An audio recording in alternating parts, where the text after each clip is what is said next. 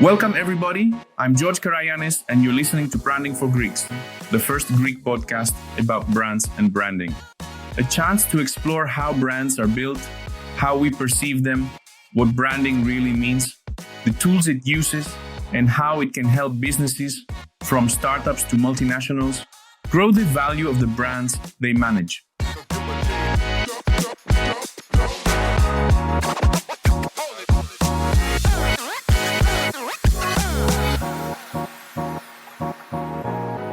Good morning, everyone. I'm not sure how many of you remember that from the initial season where I dedicated the mini-series of 2 episodes to the history of branding.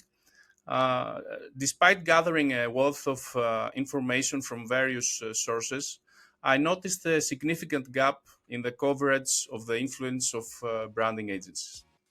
I made the promise back then, if you remember, to dive deeper into the impact of branding agencies, engaging with those that they have played a pivotal role in the evolution of branding.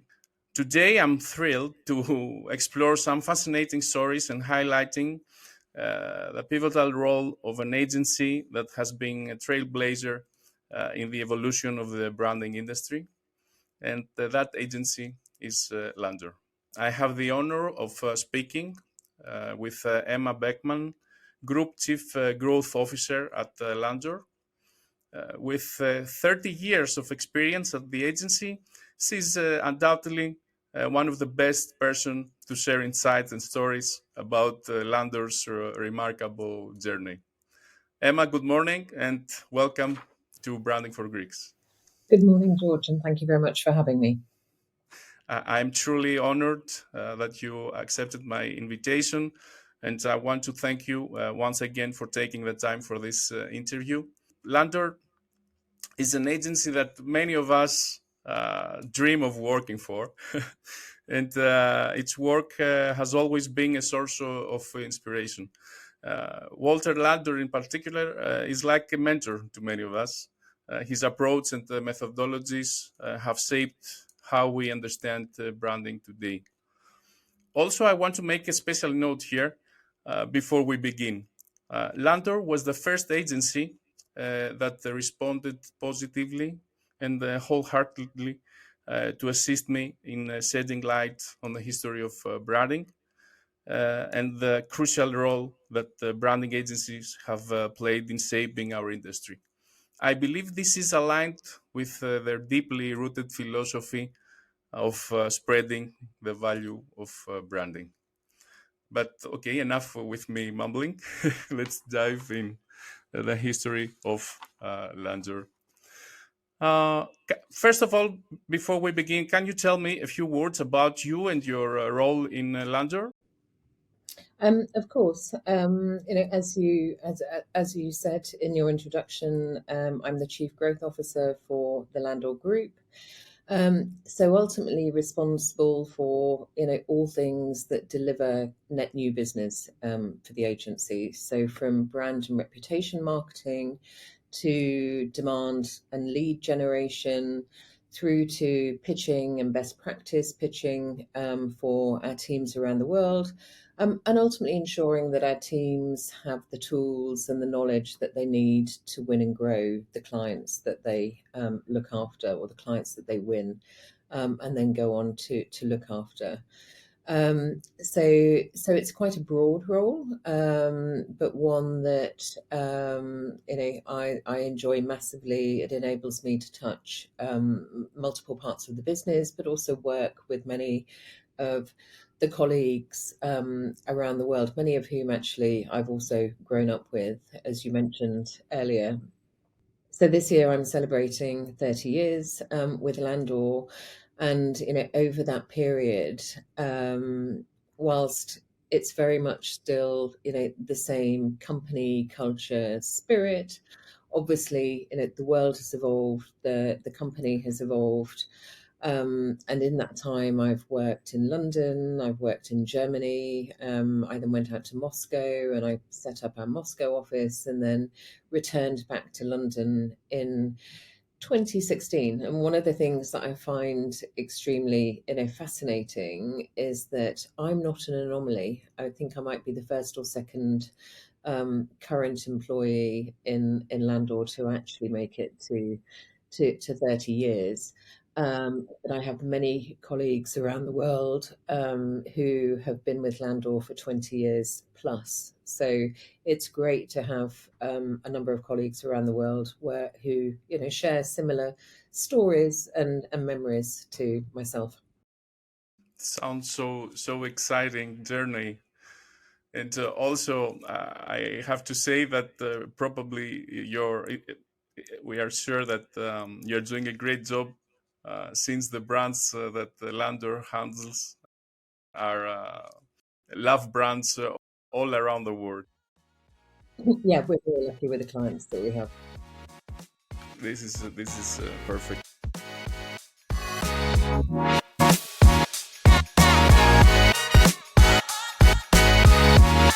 Walter Landor moved to the United States in 1939 and established Landor Associates in 1941 in San Francisco with his wife Josephine as his first, let's say, associate. Initially, the company was a small design studio, but under his leadership, it grew into a global brand consultancy known for its groundbreaking work in corporate identity and strategic branding. Can you provide us with an overview of the founding of Landor and its early years? What inspired the creation of Landor, and what was the initial vision behind the agency? I think it was around 1939 when he first traveled to the US for a um, something to do with Expo. The It was an exhibition, an art exhibition, I think, regarding his studies. Exactly, and was representing, had some work also represented at the British Pavilion. And he stayed in the US and he traveled across the US to the West Coast, and ultimately ended up in San Francisco. And I think this story is, really, key to, how he thought about, design and his vision really for Landor at the time when he arrived in San Francisco. He felt that it was a city, and he's quoted in saying this, a city that looked out on the whole world, and a city that combined the cultural traditions of East and West. And so he could think of no better place to really set up what was then Landor and Associates, as you correctly said, with his wife Josephine, from their flat in Russian Hill at the time.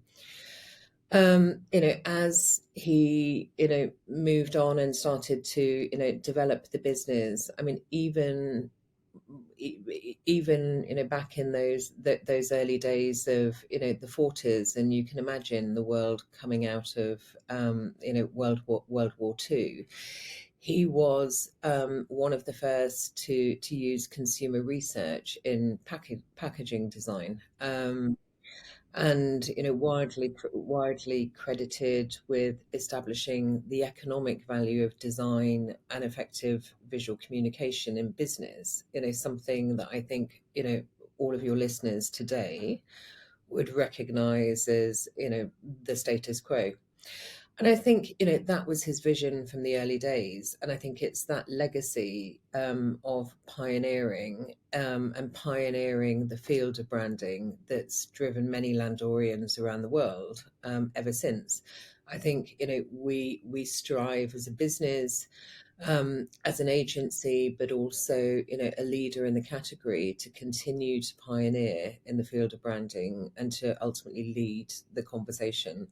And I think there's a very clear link back to um, to Walter, and the spirit and the ambition that he had for Landor when he first set it up.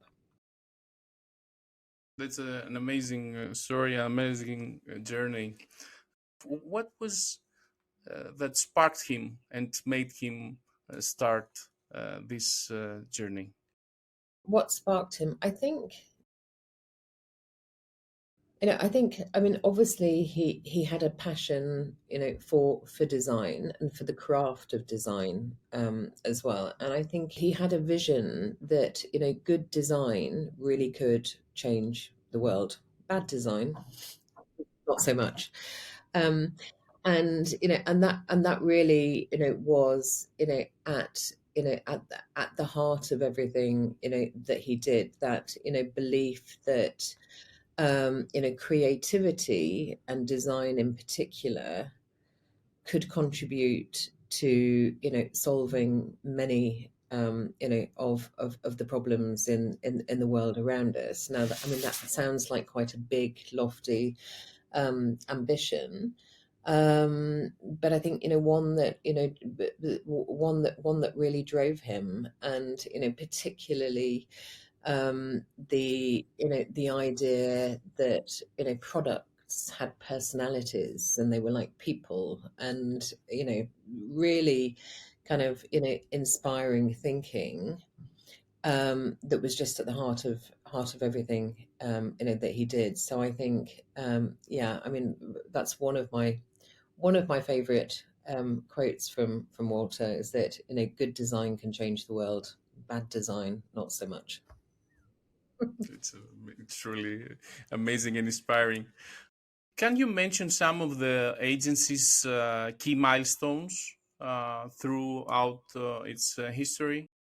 Yeah, I mean, it's an 80 plus, what is it now? 83-year history. So, there are many milestones that I could talk about, but I think one of the things that, um, always fascinated me most about, the development of Landor was Walter's, client centricity from the very start.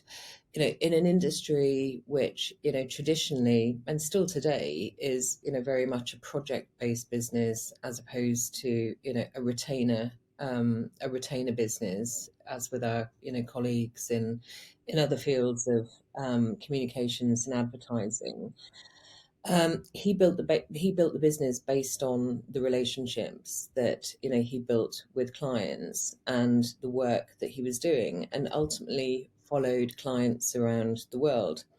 So, when you think about, the key milestones in terms of how Landor grew geographically, um, he opened an office where he had a client that needed, support. So, Tokyo was the first office to be opened, outside of, the US and outside of, San Francisco. And that was off the back of working with Sapporo, the beer, where, not only, was he personally involved in setting up that team and leading that work in Tokyo, he was also the face of the advertising for Sapporo as well. So, if you go back Oh, in the archives, you'll see many pictures of Walter holding a can of Sapporo and smiling into the camera. The third office to be opened after Tokyo was Italy, and that was Rome, and that was off the back of, Alitalia, winning, the Alitalia, redesign in the 1970s. Again, Walter personally very involved in that, spent a lot of time, in Italy, and that was the start of our Italian business. And then, next, London, slightly later, end of the 1980s, actually not long before I joined Landor. But that was off the back of, British Airways and winning the British Airways account. And, I think that work in particular has, remained iconic, whilst the British Airways, design itself and brand has changed over the years.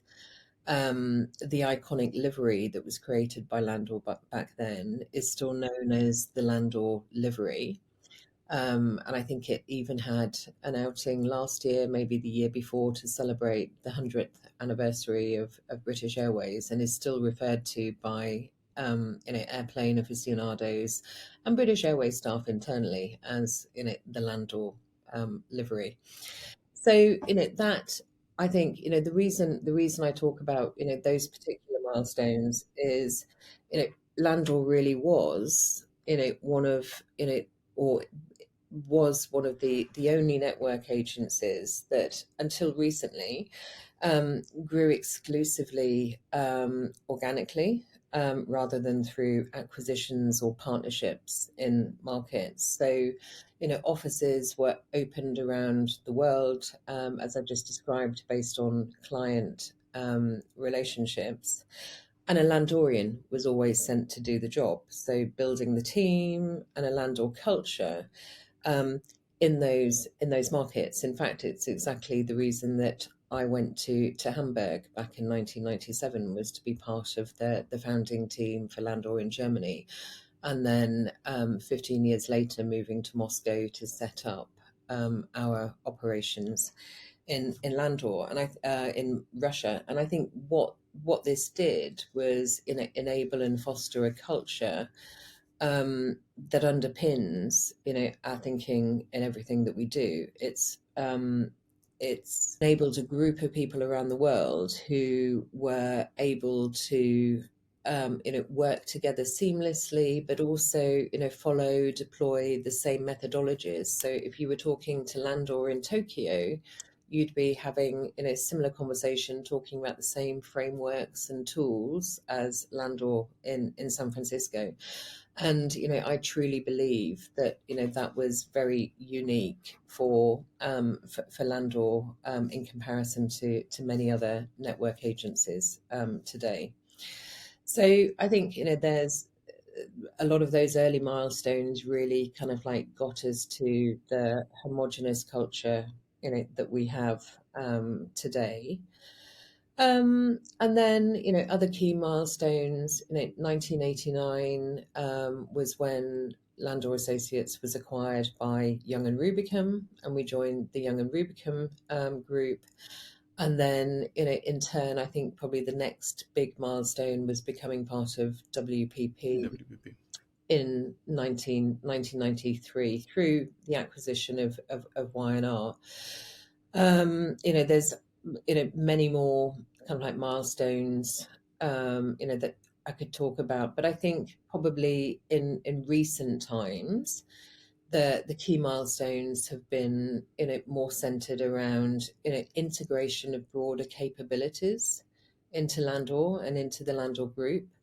Um, so I think of the acquisition of Man versus Machine in 2016, which is one of the world's leading motion identity agencies, or the integration and the realignment of Fitch into Landor in 2018, which brought a different set of capabilities built by another pioneer, Rodney Fitch, into the family.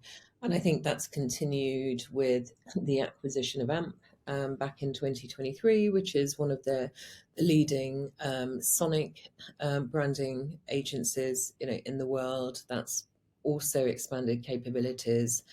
And more recently this year, agencies within WPP like BDG, who specialize in workspace design, and Deep Local in the US, who are experts in experiential and creative tech, have all been aligned around the Landor offer. And I think, that really kind of like brings us the breadth and depth of capability and skill sets that we have today, which, honestly, I think, many others would struggle to match that. So it's kind of like a tale of, when I reflect back, it's probably, a tale of two halves. The first, 40 odd years of Landor's history, probably longer actually, focused on growing organically and growing with our clients. And then, as the world has changed and, clients' needs have changed and, branding capabilities have had to adapt with that, bringing in smart, different capabilities and skill sets has really been the focus for growth for Landor over the last 10 years or so. Growing with your clients must means that the clients trust you and trust your instincts and your talent and decide to go with you on a journey that might seem difficult. I mean, a new client deciding to open with you an office and go with you in a new office in Tokyo or in London, since you are from another country, it seems that it trusts you a lot and decides to go with you on that journey. This is great, Yeah. and apparently it's a showcase of the philosophy of the agency. How, as you said, we work together with the clients and the value we bring to that designs.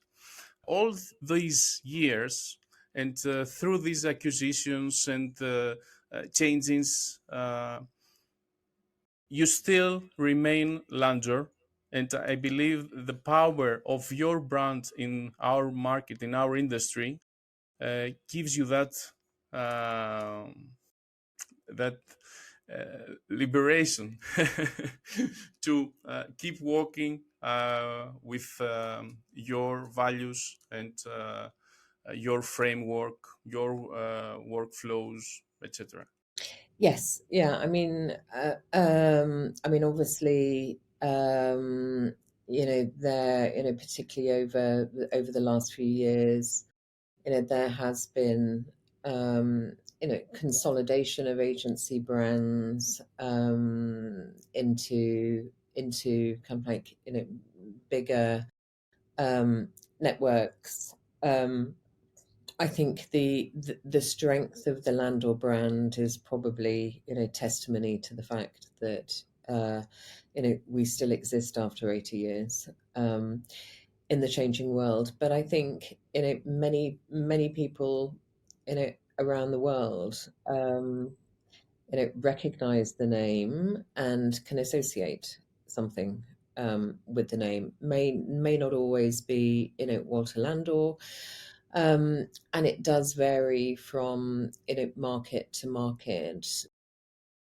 I would say almost consistently in all of the markets that we operate in, we enjoy a strong reputation.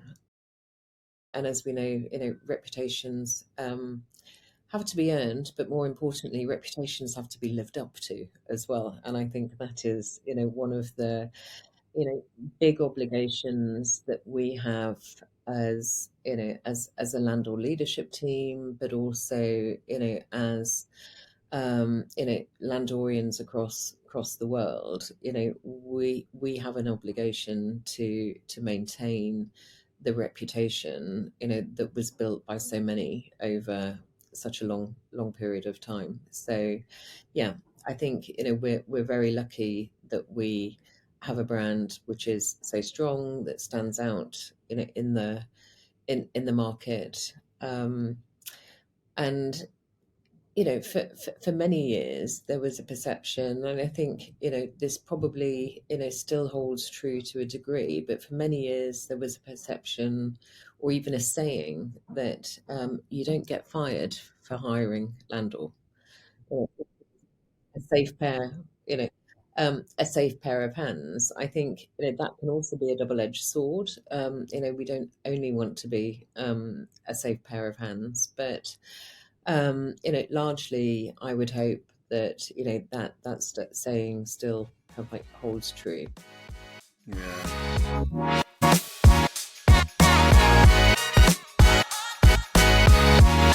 One of Walter Landor's famous quotes, and probably it has to do also with what we said before about the perception of the brand, is that products are made in the factory, but brands are created in the mind.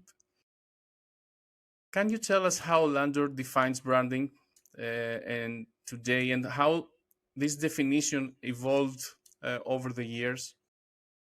Yeah, sure. I mean that quote in particular, one of the many famous quotes from Walter that we still use today, and I think that quote in particular um, perfectly encapsulates the essence of branding and is actually timeless. It's Yeah, as relevant indeed. today as it was, back then, because it's really about perception, emotion, and the intangible connections that people form with a product or a service or a company.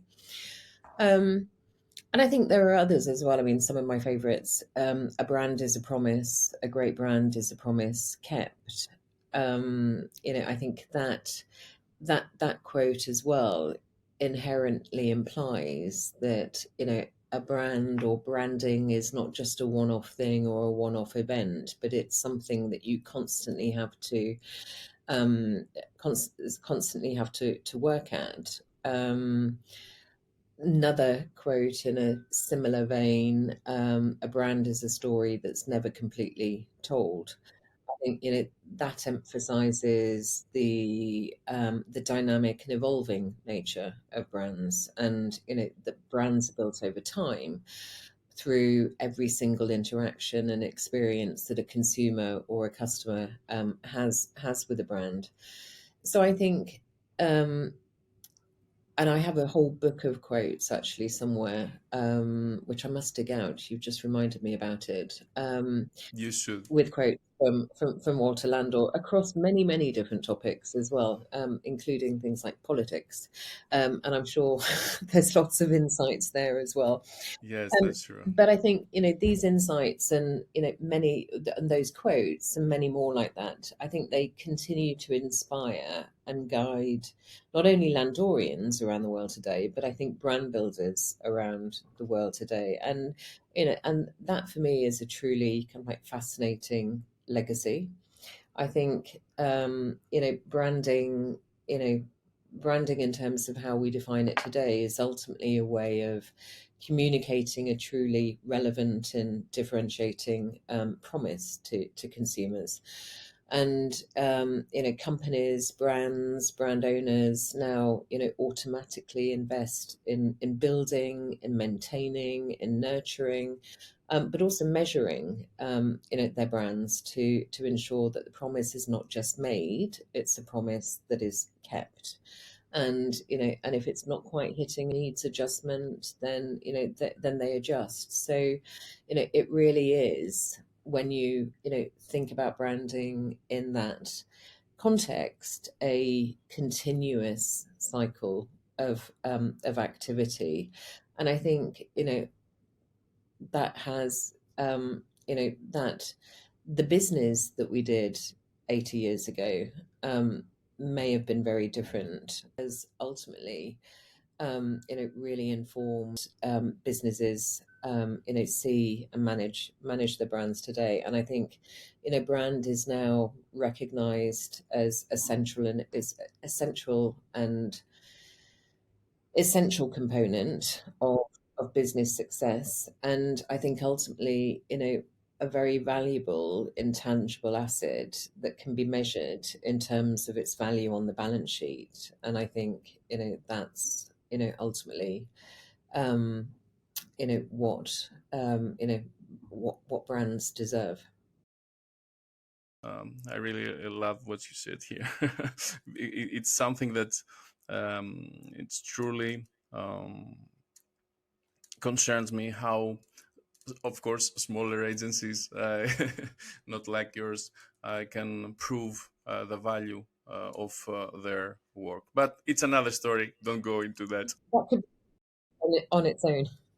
Yeah, yeah, that's true. That's true, and not only. um, all this success, of course, probably comes from some core principles and some methodologies that guides Landor's branding strategies. I don't know if you can share some of these methodologies with us and how these also strategies have evolved uh, and adapted to the changes of our industry or to the changes of the brands? Methodologies, tools, terminology, I think, many have evolved. I think many agencies use, similar language, and rightly so, talk about brand in the right way. I think there are, for me, there is one constant in how, we have, always looked at brand, and how we continue to look at brand today. And I think, that is really about, excuse me, the core principles of relevance and differentiation. I think it can't just be about one or the other. You can't be different for the sake of being different, but not be relevant to your audiences, and you can't be relevant to your audiences, but not stand out from the crowd that is also, trying to talk to your audiences. And so, differentiation in the world of brand needs to be meaningful. And I think this was a core principle, or the principle of relevance and differentiation was a core principle of, Walter's when he created a very early version of what today is called brand asset valuator, or BAV. That was a tool or a framework, a way of thinking about brands that was then picked up and developed by Y&R. They helped Landor to put a lot of investment into that, and is today managed by a central WPP team to the benefit of all WPP agencies. And Brand Asset Valuator is the world's largest consumer database for brands. And the BAV framework, underpins our, thinking in terms of everything we do. It doesn't only enable us to, analyze and measure brand strength, which is the combination of relevance and differentiation. It also enables us to analyze what we call brand stature, which is the combination of esteem and knowledge. So, that's ultimately about how well a brand is known and ultimately liked by its consumers. And by analyzing a brand's performance against these four pillars of differentiation, relevance, esteem, knowledge, over time, and we're able to do that within their category, but also with outside of the category and with other benchmarks, we're able to diagnose the health of a brand at any given time in its life cycle and adjust accordingly. And so, when I think about tools, platforms, brand positioning, purpose, values. Do we call them values? Do we call them attributes? There's a lot of terminology and different frameworks out there. I think all of them have their place. But for me, the principles of BAV, or the principles that led to BAV and started with Landor and Walter Landor around relevance and differentiation, but really underpin not just what we do as a branding agency, but ultimately, all of WPP and all of the facets of communication. I think that's a huge testament to Walter again, but also to some of those core principles that we, as an industry and agencies that work within that industry, have.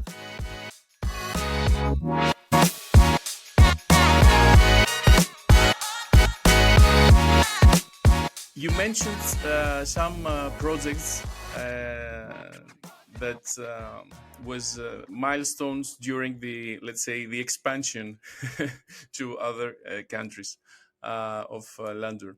Are there any other projects that you could mention as significant to the history of Landor, or also shaped in a way the branding industry?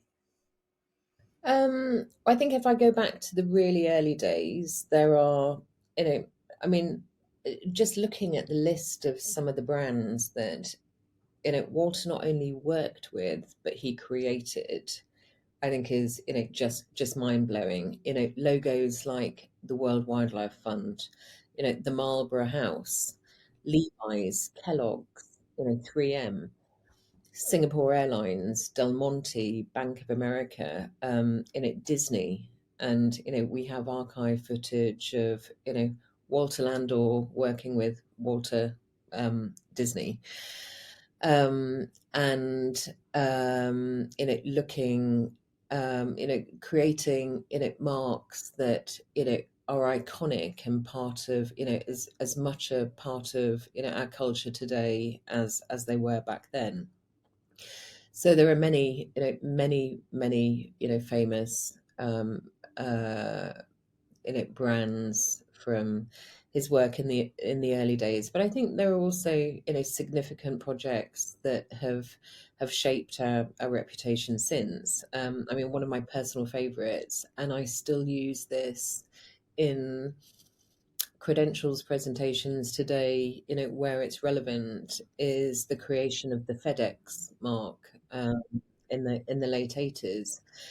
That still, often makes the top 10 of the best logos ever created. That for me is, the standout of the 80s. Then I think about, the 90s when I first joined Landor. We worked with Pepsi, and I don't know if you remember Pepsi turned blue, and we worked on that, and the idea of turning Pepsi blue at the time was such a bold idea, and it was done, it was launched, it was revealed with huge fanfare that you rarely see today. With with other campaigns. But I remember we had a Concorde from British Airways that was painted blue and flew from London to New York as part of that big reveal and launch. And then in the early noughties, you then have projects like BP, and we created the BP Helios um, in 2000, 2001, and 24 years later, that is a brand and a mark, and a relationship actually as well, that is still going strong today. So I think there are many, and I'm sure there are many that I have forgotten or left out there, but I think it's not just about the famous, most well-known brands, or that work that has shaped, I think, our reputation. I think we continue today to do work around the world that has shaped the branding industry as well in certain regions. And just to give you a couple of examples there, I think about the creation of NEOM in 2017 in the Kingdom of Saudi Arabia. That was a destination brand, or a brand for a region, being built in service of the 2030 vision, which at the time, none of us could really, comprehend. It was a vision that was, 13 years off, many years off, actually breaking ground and starting, to build this new region within the kingdom. But it was a fascinating process, a fascinating kind of like identity and result that, has been a benchmark for a lot of the branding work that has followed in the Kingdom of Saudi Arabia since. I mean, we often see it in RFPs as, the benchmark. We want to be like NEOM. And we go, you do realise we're the ones that created. We can't keep doing that for every single brand. But I think that for me is an iconic piece of work, which really moved the branding industry as a whole and the potential of brand in Saudi in particular, but in that region. And many agencies have, benefited from that since.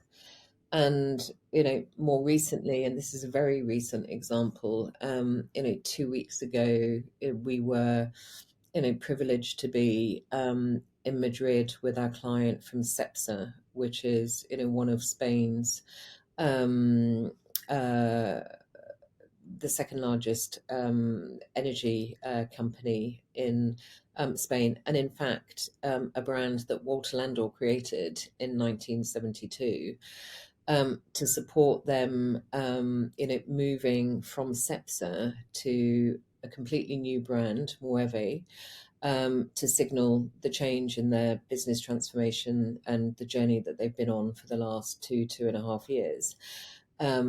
It was a big, brave move by the client, and I think one that in the context of the industry, but also in the context of the region, and Iberia, has had a lot of attention, and I think will be, or is one of the biggest rebrands that Spain has seen for many years. So I think I'm proud of the fact that um, we continue to at least try and follow in Walter's footsteps, and create brands, marks, solutions to problems. And I think that's the key point. All of this is in service of solving a client problem or a client challenge or a business problem. We would never recommend, changing something for the sake of changing something. And quite often, on strategic engagements that we have, design is very often not necessarily the answer to the challenge that the client has.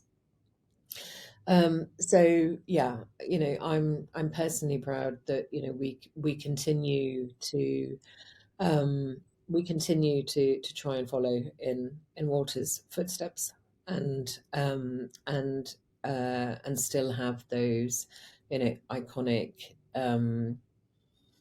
let's say, industry shaping projects and clients that we're really proud of. I think you're doing a great job I, following his I, steps. I keep thinking to myself, hopefully in 30 years' time, there'll still be someone in Landor talking really passionately about the work we're doing today. Who knows? Uh, it must be amazing being a Landorian, as you say, and walking through your city or starting your day, and having interaction with so many brands that the company that you work have designed or worked with, or I mean, because probably you have been crucial part of the teams that they developed all these projects. Yeah, actually, I have to say, I probably, notice it less these days. But the fascinating thing actually is my kids. So obviously, my kids have grown up only, knowing mummy works at Landor. And I'll never forget the day we landed in Moscow as a family. Um, and we're moving there for for me to set up the agency in Moscow. We're on the runway in Moscow Sheremetyevo, and taxiing to the gate, and my 7-year-old son at the time kind of like looked out of the window, and there was an S7 plane that was taxiing out to take off, and this was S7 that had been rebranded by Landor, probably about 5, 6 years before that. Maybe not quite. It'd been recently rebranded by Landor, and this bright green, plane with S7 on the side is taxiing past our Aeroflot plane, and my 8-year-old goes around, "Mummy, is that the plane that you designed?" Yes, because I mean, obviously, I've never been a designer in my life. I actually can't even particularly draw, matchstick men, very well. So I can't claim to, really have, designed the S7 plane.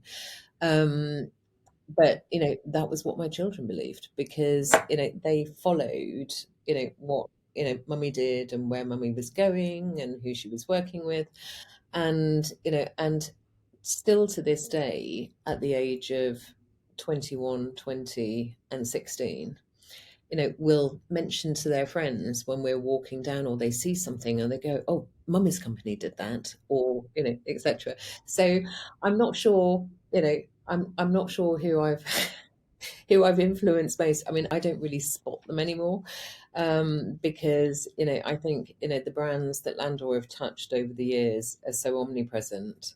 But I find it fascinating that my children are very aware of, and they're one of the best competitors. You may be aware of a board game called around logos. I think there are app versions of it as well, where you see part of a logo or a typeface, and you have to guess the logo, and it gets harder as it goes on. My kids beat me hands down on that, and then they'll go, "But mummy, you should know the answer to that. You created that." And I was like, "Oh God." Oh God. My mum is fading. Theirs isn't. So it's definitely a proud moment when you see a lot of that work that to be honest has never really touched my kids' lives in terms of some of the brands, but when they recognize not only the work that I've been involved in in the 20 odd years that they've had me as a mother, but when they recognize brands that Walter created 70, 80 years ago. It's amazing, amazing. It's so warm and so touching. All this story. I was planning to ask you something about Landor's anecdote, but I think I will stay with your story. I loved it. That's an Emma anecdote. But there are there are some there are fascinating Landor anecdotes as well. And I think just bringing it back for a moment, on a serious note, I think when I was very lucky when I started at Landor in the early 90s, that I was surrounded by people who either had worked with Landor personally or with Walter personally, and or had worked on the boat, the Klamath, in San Yeah, Francisco, which didn't go out of service until around 1989, the end of the 80s. So I joined in 94, and so there were many people who had been on the boat, who had worked on the boat, and could tell you all kinds of stories about. And I just found that fascinating as a 20 something, fresh out of university kind of like graduate, who fell into design, to be honest, and really only fell into design because I happened to speak German, and I wanted to do something where I could use my language. And there was a role at Landor for a marketing assistant, with a focus on the German speaking markets. But being surrounded by people who would visit from San Francisco or from Tokyo or from Hong Kong, and these people had been in Landor for 15, 20, 25 years at the time. and we had a tradition of doing and telling campfire stories.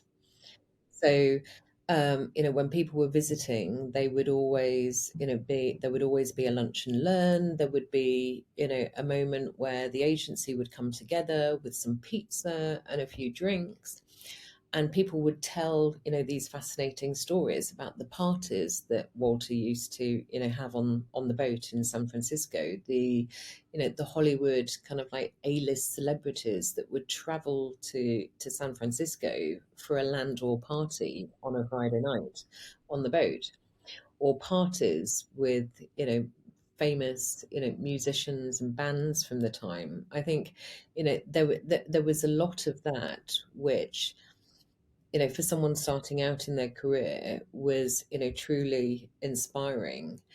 And, I still, use every opportunity that I have today to tell some of those, stories, because, naturally, with time, I mean, we have a lot of, stuff in the archives. We share a lot of this, but, just some of those personal stories around, around the boat, around, the parties that happened on the boat. It was, I talked earlier about, pioneering, consumer research. I mean, Walter built a supermarket shelf on the boat in the Clement. I've read that. It's amazing. Yes. And would, when he was designing the Kellogg's packaging, and you've got to remember, in those days, they're not printing packs, they're hand drawing packs, and then they're building the packs, and then they're building a fake shelf. And then he's going out onto, Pier 5 and bringing in kind of like San Francisco housewives and standing them in front of the shelves, and asking them what they see and what do they see first. I mean, a really, really, really early version of, eye tracking. Walter stood there, and those, those stories, I just find, absolutely, absolutely fascinating. And I think, it really captures, who he was as a person, but really, his vision for what we do. And I think, why, it's certainly what inspired me to to think, okay, I'm in a really exciting place here, and, ultimately to still be here 30 years later.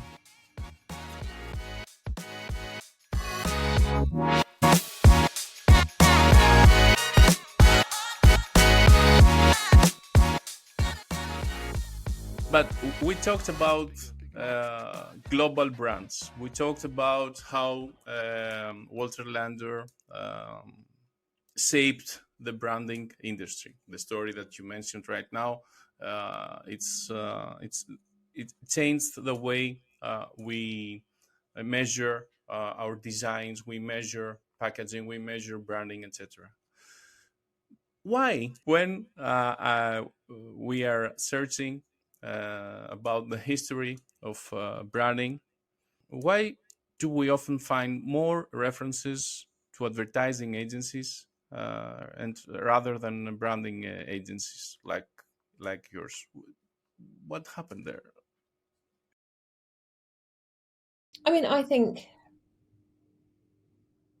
I think Walter Landor, has come from a very specific part of what ultimately has contributed to where branding is today. I think, it, in the early days, it was very much about, design and, um, the craft of design, and, whether that was through a logo and a letterhead, or, on a packaging, piece of packaging itself, like the Kellogg's pack that we just talked about.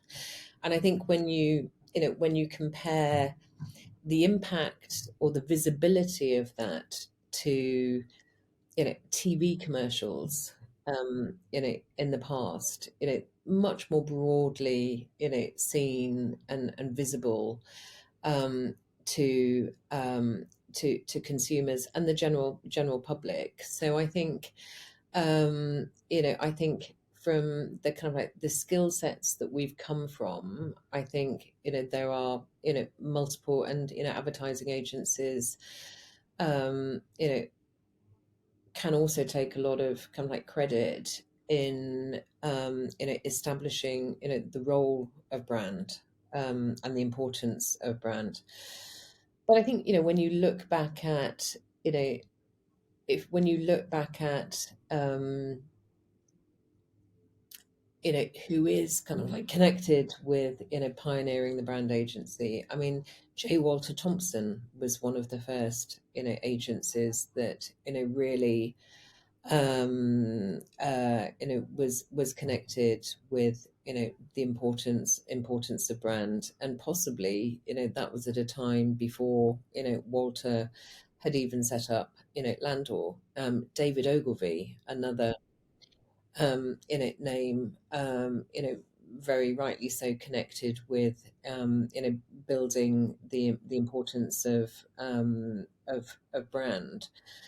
Wally Olins, Rodney Fitch, I mentioned before. I think there are so many people, agencies, but also companies and marketeers, like people like Neil McElroy at Procter and Gamble, who championed brand management for each product with its own personality and marketing strategy. I mean, that was also a game changer for the branding industry. So I think, in short, I think it has been the industry and the role of brand and branding has been a culmination of many efforts by many different players over time.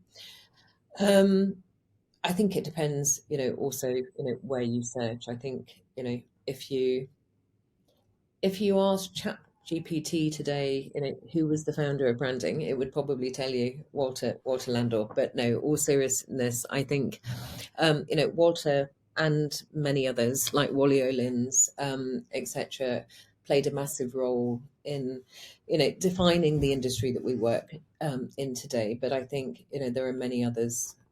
From advertising agencies to companies and marketers themselves that have all contributed. So Okay. Great.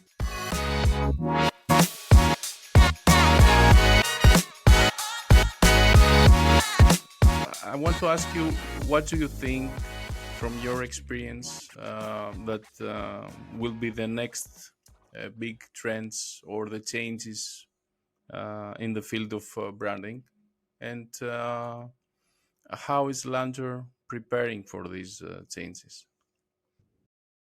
I mean, obviously, the big one is AI.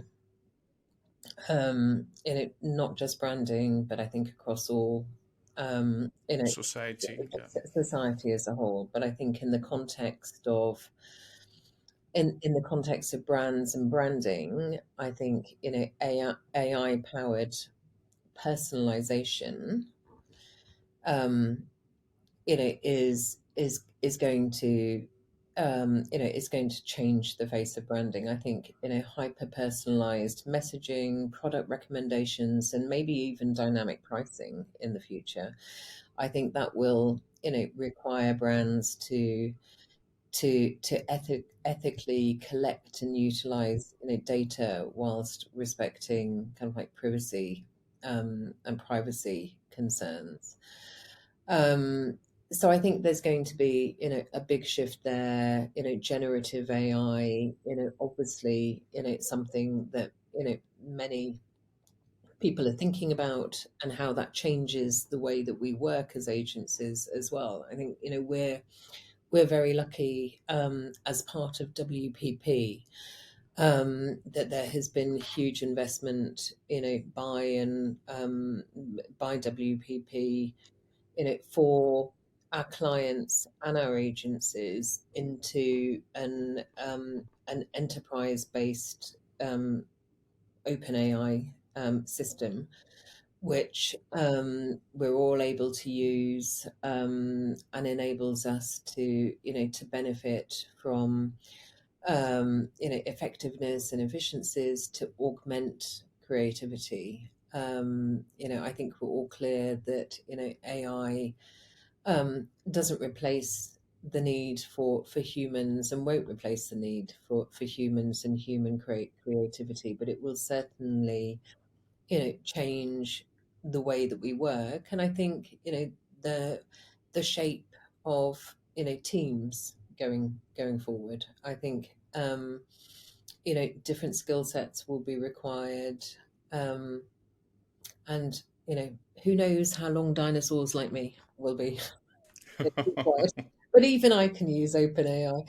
And the WPP open platform is, as I said, we're very lucky that we're not having to, work out the impact of AI and generative AI, ourselves. There is a machine that is leading that conversation, not just in terms of how we as agencies work, but also how it can be applied, to our clients and our client relationships across the board. So I think, that's obviously one big shift, which is, going to change the way that we work. I think, specifically within branding, I think, we have seen, we are seeing, a need for more inclusive and accessible branding. So ensuring that, brands resonate with diverse audiences and their customers, whether that's, through empathy, through authenticity, um, but a deep understanding of, people's very different, needs and challenges that they face, whether, that's language, culture, disabilities, socioeconomic. And, we do a lot of work with clients to help them innovate around accessible design, based on insights that really drive that, and true kind of like understanding of different human needs. So I think that will become an increasing trend. What else can I think of? I think, the other thing I think is, what I would call, agile and adaptive branding. I think the only constant in today's world is change. And, brands need to constantly adapt and evolve their strategies, and messaging to stay relevant. In a world, which is, a fragmented media landscape, and, you know you're not always in control of, your brands, and, stories about your brands are being created by, many different, channels, influencers, and those things. So I think, that also requires, a very different approach to branding, but also the way that we work with our clients, the willingness to experiment and to try things out, the willingness, or, a culture of continuous learning, of, trialing and, adapting, and, maybe trying something and then throwing it out and trying something different. I think, you know, in the old days, there was a strict kind of like branding process with different phases that you followed from, A to Z. Very few of our approaches and methodologies. We may have a plan when we kick off a program with a client, but very rarely is that plan the same plan that we actually end up, working against, because we have to adapt and we have to be, flexible to that change. And I think, through all of these changes, but particularly, particularly the the changing media landscape and the world at whole. I think brands have never been in as vulnerable as they are today. And I think branding agencies have to evolve from being primarily kind of like creative service providers to strategic partners that can help brands navigate the complexities in this fragmented landscape and build meaningful experiences with audiences wherever they need to and wherever they show up. So I think, in short, I think, we certainly, as Landor, see our role as, helping to make brands, less vulnerable and more valuable for the audiences that they interact with, and for the clients and the brand owners that, invest in them. Yeah, that's true. As you said, constant change, and we have to adapt all the time, learning new things. And what was something new yesterday probably will be old the next day. Yeah, exactly. Like, you rarely hear people talking about metaverse these days. Yeah. Emma, thank you so much for joining me today on Branding for Greeks. It was an absolute pleasure to hear your insights on Landor's incredible contribution to the world of branding and how the agency has shaped and continues to influence the branding industry. I know that our listeners will greatly benefit from your insights and the fascinating history of Landor. I'm truly honored to have had you on the show, and I'm looking forward to see how Landor will continue to lead and innovate in the world of branding. Once again, thank you very much for sharing your time and your laurels with us, and I hope we might continue this conversation in the future. Thank you. Thank you very much for having me, and I'd be delighted to continue the conversation. Thank you very much. I would also like to say a big thank to our listeners for tuning in. Stay inspired, keep exploring the power of branding, and until next time, don't forget, everything is branding. Let's begin.